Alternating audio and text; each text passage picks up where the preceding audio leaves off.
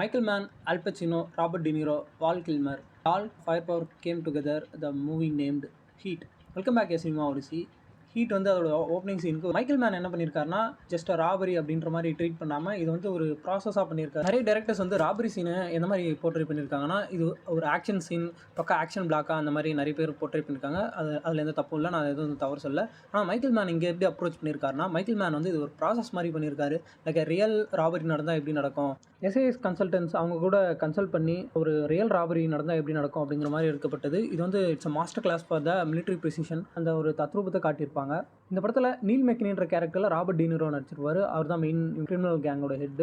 ஆப்போசிட்டில் அல் பாச்சினோ வந்து போலீஸ் டிபார்ட்மெண்ட்டில் இருப்பார். இவங்க ரெண்டு பேருக்குள்ள கேட் அண்ட் மவுஸ் கேம் நடக்கும். நீல் மெக்கனியோட க்ரூ வந்து எந்த மாதிரி செயல்பட்டுருப்பாங்கன்னா they're not like a criminals, they're more like a professional special securities மாதிரி எல்லாமே மிலிட்ரி கிரேடேட்டில் இருக்கும் அவங்களுடைய ஆக்டிவிட்டீஸ் எல்லாமே. ஸோ நான் சொன்ன அந்த ஓப்பனிங் ராபரி சீக்வன்ஸ் இருக்குல்ல, அது வந்து ஒரு மேனுவல் மாதிரி. என்னென்னா எப்படி ஓப்பனிங் எடுத்தோடனே ஒரு டென்ஸை கிரியேட் பண்ணணும் அப்படிங்கிறது. அந்த சீன் வந்து படம் ஸ்டார்ட் ஆனால் ஒரு 6 நிமிஷம் 8 நிமிஷம் அந்த கேப்லேயே வந்துடும்.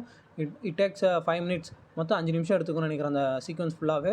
பட் எப்படி டென்ஸ் பில்ட் பண்ணுறது, எந்த மாதிரி ஓப்பனிங் சீக்வன்ஸ் கொடுக்குறது, எந்த மாதிரி இந்த படத்துக்குள்ளே இன்வால்வ் ஆகுது அப்படிங்கிறத காட்டின ஒரு சீக்வன்ஸாக இருக்கும்.